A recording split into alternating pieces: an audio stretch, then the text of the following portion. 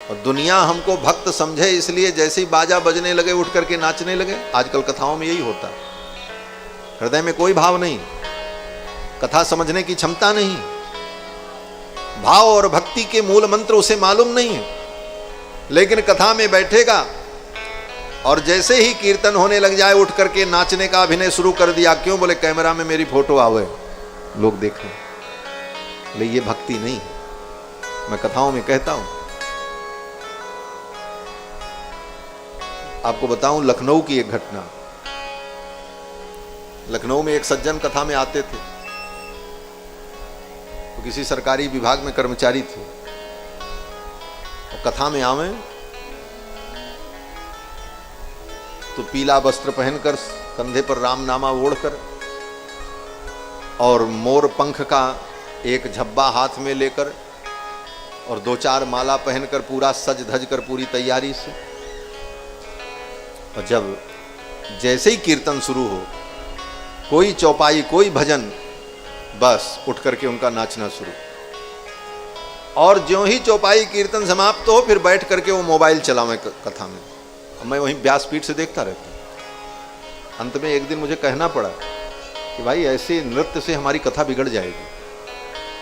हम ऐसे श्रोता नहीं चाहते जो हमारी कथा बिगाड़े। हम तो ऐसा श्रोता चाहते हैं कि जो पिए और हम उसको पिलाते रहें, वो शांत दत्त चित्त बैठा रहे और मैं बोलता रहूं और वो एक एक वस्तु को ग्रहण करता रहे, उसके हृदय में भक्ति का संचार हो, उसे कुछ मिले।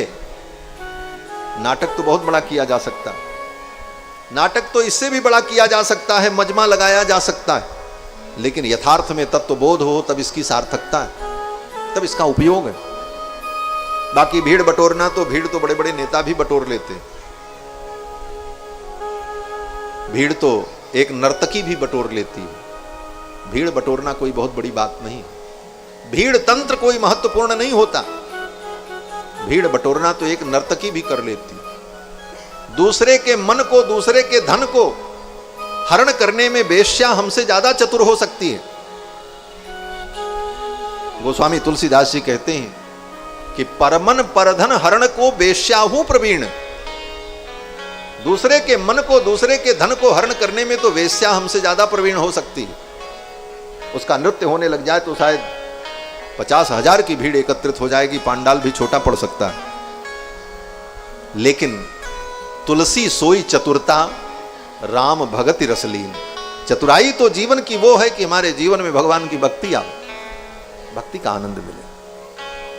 इस कथा को हम पिए।